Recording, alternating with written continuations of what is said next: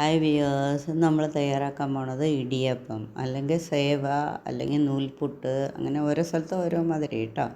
അതിനായി നമ്മൾ ബ്രാഹ്മിൻസിൻ്റെ അരിപ്പൊടിയാണ് ഉപയോഗിച്ചിരിക്കുന്നത് കേട്ടോ. അരിപ്പൊടി ഓക്കെ, 2 കപ്പ് അരിപ്പൊടി എടുക്കുക. അതിലേക്ക് ഉപ്പിട്ട് ഇളക്കിയിട്ട് തിളച്ച ചൂടുവെള്ളത്തിൽ കുഴച്ചെടുക്കുക കേട്ടോ. ഞാനിന്ന് യൂസ് ചെയ്യണത് ഇടിയപ്പത്തിൻ്റെ സ്റ്റാൻഡ് ഉണ്ട് എൻ്റെ കയ്യിൽ, അതാണ് യൂസ് ചെയ്യണത്.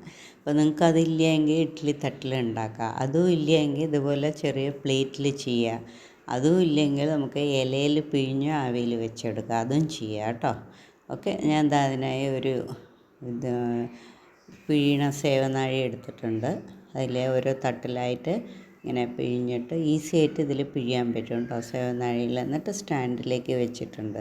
എന്നിട്ട് ഞാൻ ഇന്ന് കുക്കറിലാണ് ആവി കയറ്റണത്. അപ്പോൾ ഒരു കുക്കറിൽ കുറച്ച് വെള്ളം നിറച്ചിട്ട് അതിലേക്ക് ഇതിനെ ഇറക്കി വയ്ക്കുന്നുണ്ട് കേട്ടോ. കുറച്ച് നേരം, വേഗം വളരെ പെട്ടെന്നാവും കേട്ടോ, അധികം നേരം എടുക്കുകയില്ല. ഒരു 1-2 മിനിറ്റിലൊക്കെ വേഗം ആവി വന്ന് ഇടിയപ്പം റെഡിയായി. നല്ല ചൂടുള്ള ആവി പറക്കണ ഇടിയപ്പം തയ്യാർ. ഇനി നമുക്കതിനൊരു ചട്നി വേണ്ടേ. അതിന് വേണ്ടിയിട്ട് ഒരു മിക്സിയിൽ ഒരു പിടി നാളികേരം, അതിൽ പച്ചമുളക്, ആവശ്യത്തിന് ഇഞ്ചി, ഉപ്പ്, എന്നിട്ട് അരയ്ക്കുക. എന്നിട്ട് കടുക് വറുക്കുക. ഓക്കെ, അടിപൊളി idiyappam chutney ready. Happy cooking.